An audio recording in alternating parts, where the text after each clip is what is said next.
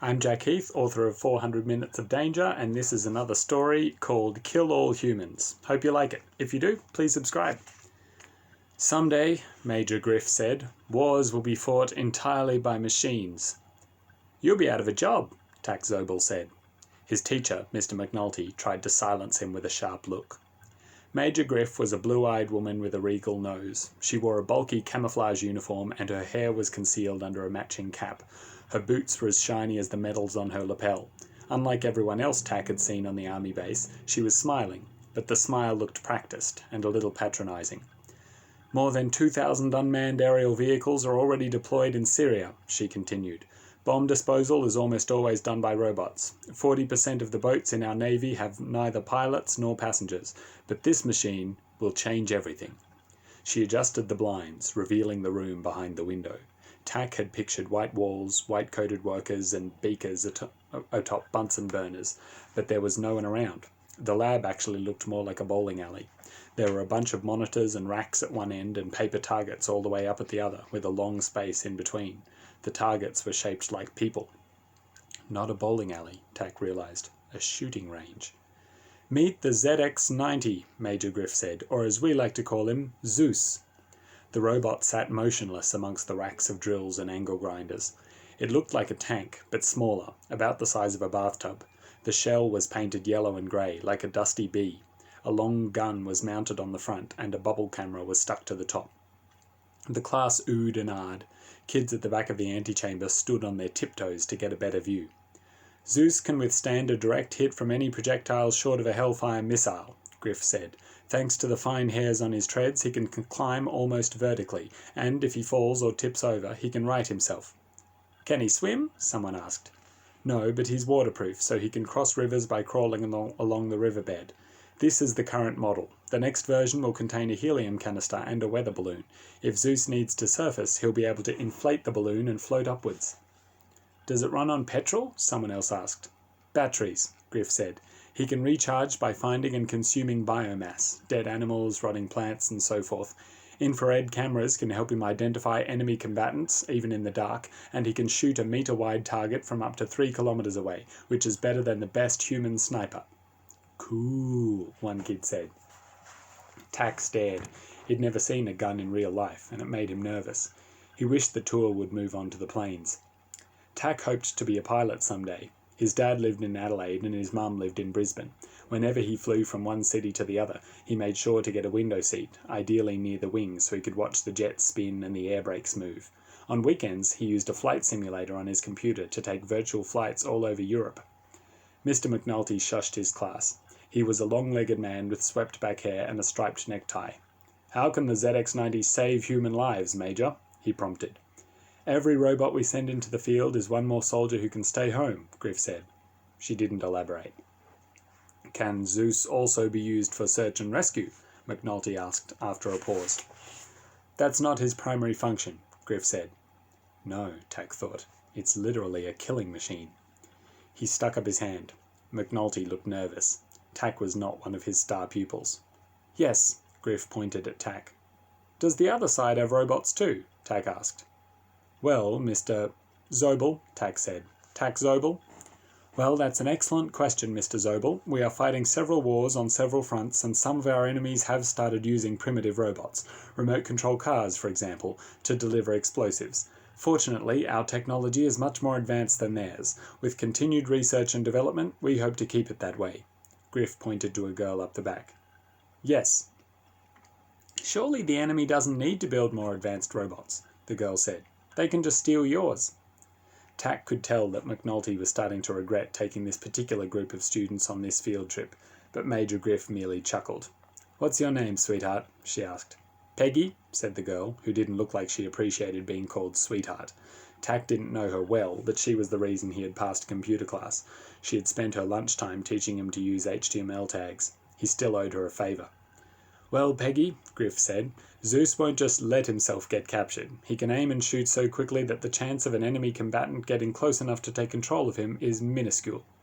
But surely... Next question. But surely they wouldn't need to get close, Peggy insisted. If you guys are transmitting instructions to the robot, couldn't they just hack in and send some instructions of their own?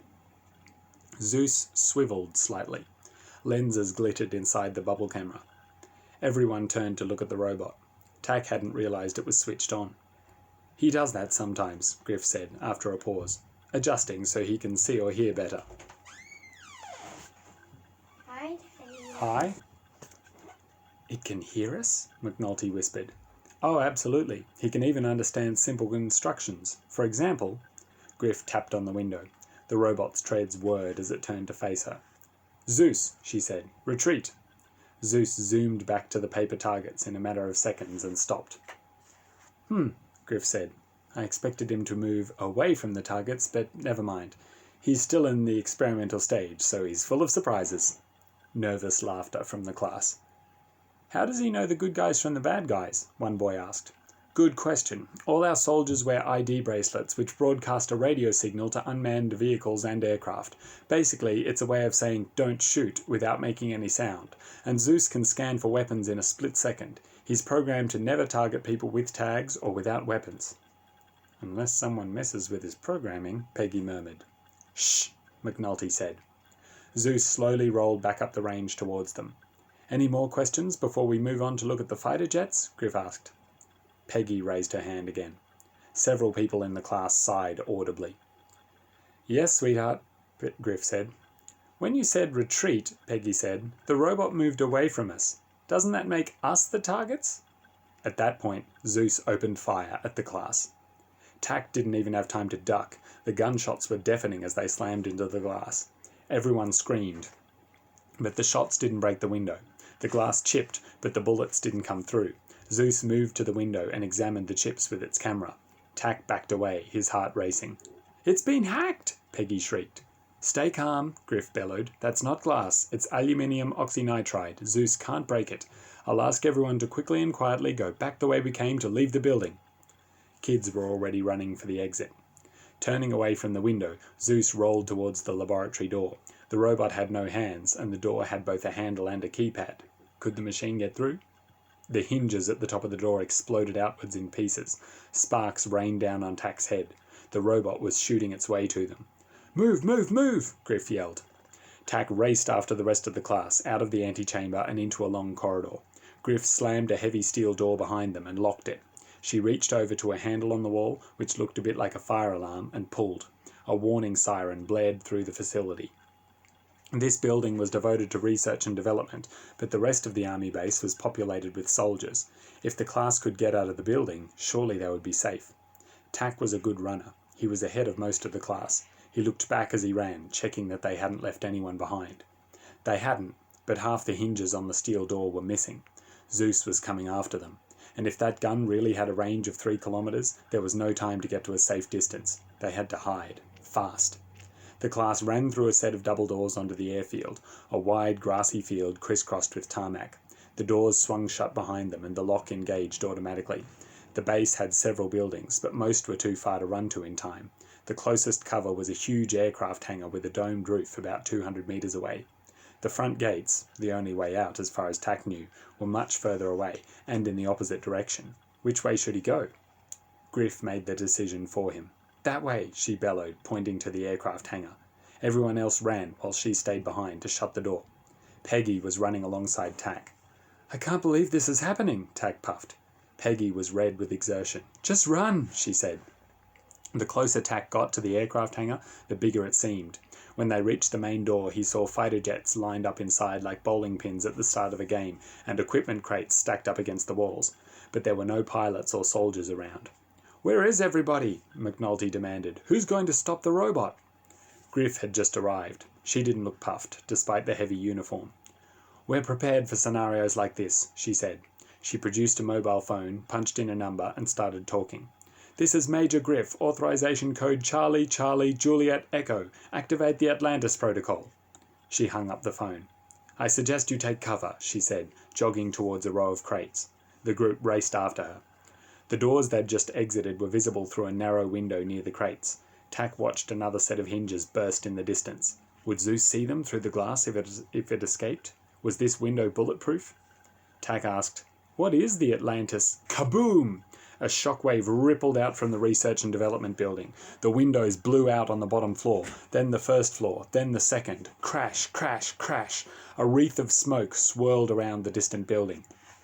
And then it fell in upon itself as though the concrete had turned to water. The walls crumbled away and hit the ground. In just a few seconds, the building had completely disappeared. It was like a magic trick. The echoes died away. The Atlantis Protocol, Griff began gloomily, is an extreme but effective way of preventing dangerous tech from leaving the base.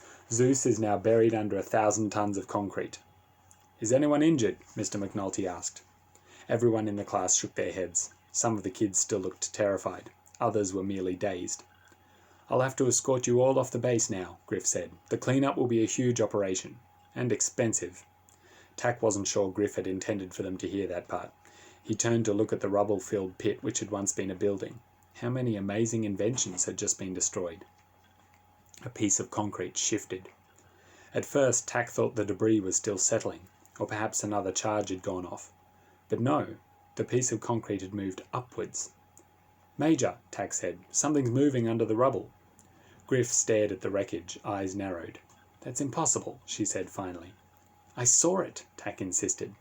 Another block rolled over, unleashing a cloud of brick dust, and Zeus emerged from the gap. Everybody down! Griff roared. Tack threw himself to the floor just in time.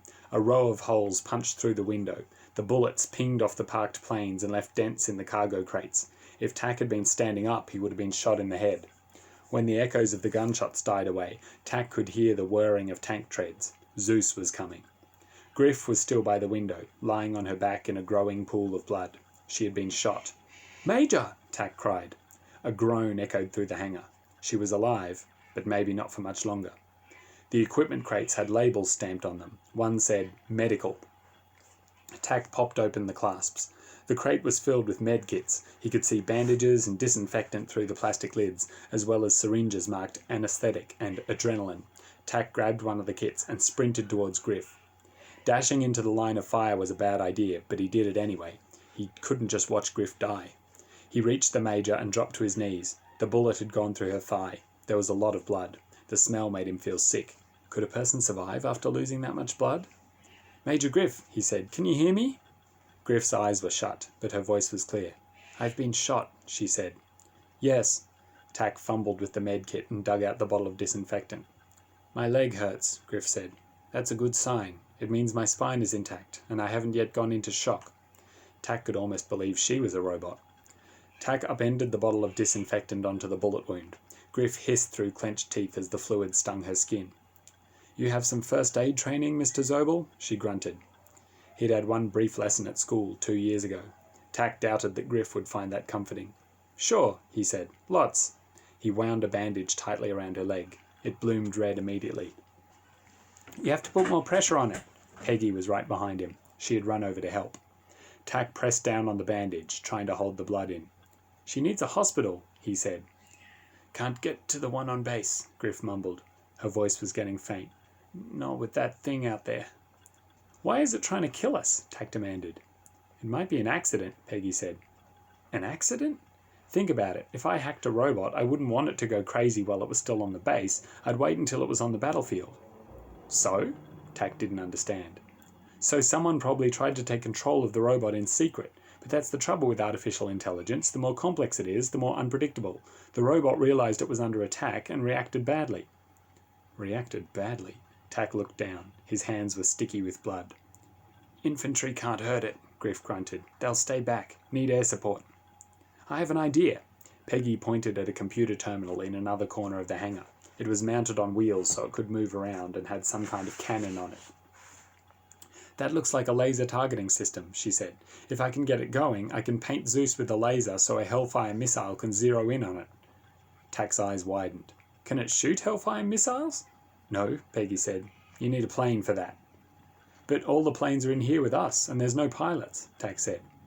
Peggy pointed at the row of planes. I know you're into flight sims, she said. You think you can fly one of those jets? Clang! Another bullet came in through the hangar window. Zeus was getting closer. Tack stared at Peggy. Are you crazy? I don't know, she said. Am I? F-38 United Strike Fighters, Griff said. Complicated machines. Not like playing video games. Tak considered the idea. It seemed insane, but it might be their only chance. "Does it have an airspeed indicator?" he asked Griff. "Ground speed, altitude, throttle, all the usual stuff?" Griff didn't reply. She had gone very pale. "She doesn't have much time," Peggy said. "This is insane," Tak said. "Zeus will start shooting as soon as I drive the plane out of the hangar." "Then you'd better go pretty fast." Tak looked down at Griff. The veins were visible in her neck.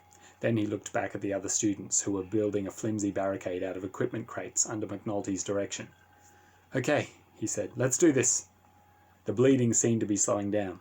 Hopefully that was because the wound was healing, rather than because Griff's heart was giving out. He and Peggy dragged her across the floor to McNulty. "Put pressure on the wound," Tak said to his teacher. McNulty did. Tak wrenched open an equipment crate marked flight suits. "What are you doing?" McNulty asked. "Getting myself killed, probably," Tak muttered under his breath. He grabbed a helmet with a built-in mask. There was no time to put on a full flight suit. Peggy ran over to the laser targeting system and started fiddling. Tak felt himself become invisible. When Peggy was working on anything with a screen, the rest of the world seemed to disappear for her. "Wait," Griff gasped. "Keys!" Tak looked back at her. She was pointing at a key ring on her belt. "Blue," she said. Tak grabbed the key ring and found the blue key. "Thanks," he said, and sprinted to the plane. The fighter jet was way bigger up close. He grabbed a nearby stepladder so he could climb up to the top. When he crashed in the simulator, as he had done many, many times, he could just restart the flight. But if he made a mistake in this plane, he was dead, and so were his friends. The robot would hunt them down and shoot them to pieces. Tak jammed the blue key into the lock and twisted. The glass casing hissed as the tension released. Then it slid back, revealing the cockpit. Tak dropped down into the seat. The space was cramped. Not a centimetre had been wasted in construction. Hundreds of switches and glowing dials surrounded him. Most were labelled arm, eject, fuel dump, but many weren't. Tak told himself that he wouldn't need to know what most of them did. The important ones were the same on every plane. It was terrifying, but also thrilling. Tak was in the pilot's seat of a real aircraft. It was exactly what he had always fantasized about. Well, not exactly. He hadn't planned on taking out a killer robot. He could hear a faint voice coming from his helmet. He put the helmet on and tightened the straps. "Hello?" he said. Peggy's voice crackled in the speakers. She must have found a radio. "I've worked out how to switch on the laser targeting system," she said. "Are you ready?" Tak looked around at the instruments. "I guess so." "Well, do it. You're cleared for takeoff. Go, go." Tak closed the hatch above him. There was another hiss as the pressure equalized. He tightened the 5-point harness around his chest, flicked a switch, and heard the jet engines roar to life. The seat vibrated under him. He eased the power up and up, but the plane didn't move. What was wrong? Oh, the brakes were still engaged. He flicked another switch. The locks clanked and the plane lurched forwards, knocking over the stepladder and trundling towards the hangar door. The runway wasn't very long. Tak would have to reach takeoff speed quickly to get over the fence, but he couldn't accelerate too fast without losing control of the aircraft. This would be tough. "Go!" Peggy said again. Tak pushed the throttle and the jet shot out onto the runway. Clang! Something hit the side of the plane. Tak turned his head in time to see Zeus rolling towards him, rifle raised. The robot was about halfway between the collapsed building and the hangar. If the bullets hit the missile, his plane would turn into a fireball before he even got off the ground. "Zeus is shooting at me," he yelled. "Then hurry up!" Tak shoved at the throttle. The acceleration crushed him into the seat as the fighter jet rocketed up the runway. Tak fought with the pedals, trying to keep the jet from veering off. In seconds, he was more than a kilometre away from Zeus. The fence line rushed towards him. The soldiers on the other side, who had evacuated when Griff sounded the alarm, scattered. The world outside the cockpit became a blur, and a green light blinked on, telling Tak that he had reached takeoff velocity. At the last minute, Tak pulled back on the control lever. The wings tilted and the plane lifted off the ground. It shot over the fence and the trees, leaving the airfield behind. It wasn't at all like the simulator. His stomach was floating around as though he was on a trampoline.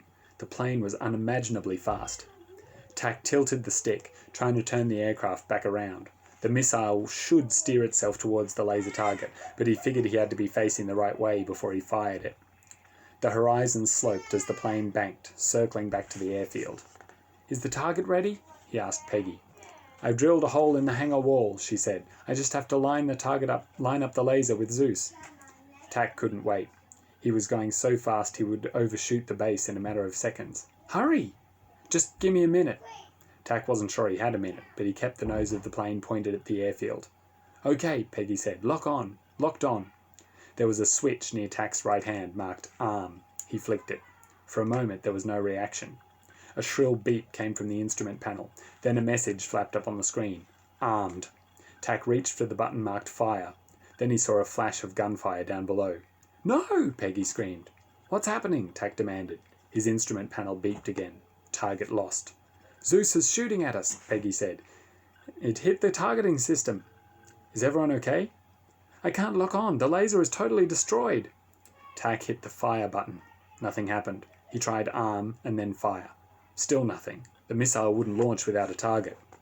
Tack ground his teeth together. He was close enough to see Zeus now, rolling across the grass. It had almost reached the hangar. In another minute it would reach the door and open fire on his friends. Get everyone behind the barricade, he said. What are you doing? Peggy sounded worried. Something I've done plenty of times in the simulator, he said. Just stay down. He aimed the nose of the plane at Zeus. An alarm filled the cabin as the artificial horizon wobbled. A light flashed. Pull up. Tack didn't. He kept the plane pointed at Zeus as he pushed the throttle as far as it could go. The jet engine screamed on either side of him. He didn't know if the Hellfire missile would explode when the plane crashed into the ground, but it didn't matter. Tack doubted that the robot could survive a ton of steel and jet fuel slamming into it at almost 2,000 kilometers per hour. He could see Zeus's gun swiveling towards the oncoming fighter jet. It was going to try to shoot him out of the sky. Tack adjusted the angle one last time as the plane hurtled towards the ground, lining the nose up with the robot. Then he flicked the switch marked eject. Nothing happened. Tack screamed. He was about to hit the ground and die in a ball of fire. Then the hatch popped off the cockpit and was sucked away. Tack barely had time to look up before the chair slammed into the underside of his legs. He shot up out of the fighter jet a split second before it hit the ground, right on top of Zeus. Sharp pieces of metal exploded in all directions. The Hellfire missile detonated in a pillar of flame. The heat cooked Tack's feet as the ejector seat streaked up into the clear blue sky, crushing Tack's spine and turning his insides to jelly.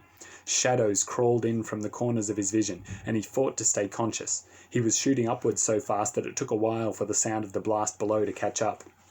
The ejector seat reached the top of its arc and started to fall. Tack's stomach lurched. He looked around in a growing panic. Where was the button for the parachute? The buttons on the sides of the seat turned out to be just bolts. He thought one of the dangling straps might be a ripcord, but they were all connected to his harness. Tack twisted in the chair, looking for some way to launch the parachute. Whoosh! The parachute deployed above him. The sudden jolt nearly broke Tack's neck. He clung to the sides of the seat as it slowly floated to the ground. By the time he thumped down on the airfield, an ambulance was tearing across the runway towards the hangar. Peggy must have called them on the radio and told them that Zeus had been destroyed. Soldiers were running in from the fence line. A fire truck zoomed for the burning grass. A man in a long coat was standing near the wreckage of the plane, staring curiously at the shattered remains of the robot. He wasn't wearing military garb, but none of the soldiers seemed to notice him. He turned around as Tack unbuckled his harness. There were lines around his eyes, and his hair was grey, but he didn't move like an old man. That plane cost $91 million, he said mildly. Tack winced. Was he in big trouble? Why did you crash it? The man in the coat asked. The missiles wouldn't fire, Tack said. So this was a last-minute plan? Improvised? More like last second. The man nodded, smiling faintly. You saved many lives today, you and your friend. Who are you? Tack asked. The man looked like he was choosing his words carefully. I'm trying to catch a hacker. I followed the signal here. That's really all I can tell you. For now. He handed a business card to Tack. Call me sometime, he said. It could be a great opportunity for you. He walked briskly away towards the hangar. Tack looked down at the business card. The name was R. Mercer. There was no business address, no email, just a phone number. He turned it over, looking for more. There was just one word, S-P-I-I. That's the end of the story. Hope you liked it. Again, the book is 400 Minutes of Danger. Please subscribe on YouTube if you enjoyed it. If I get enough subscribers, I can do these live. See you next time.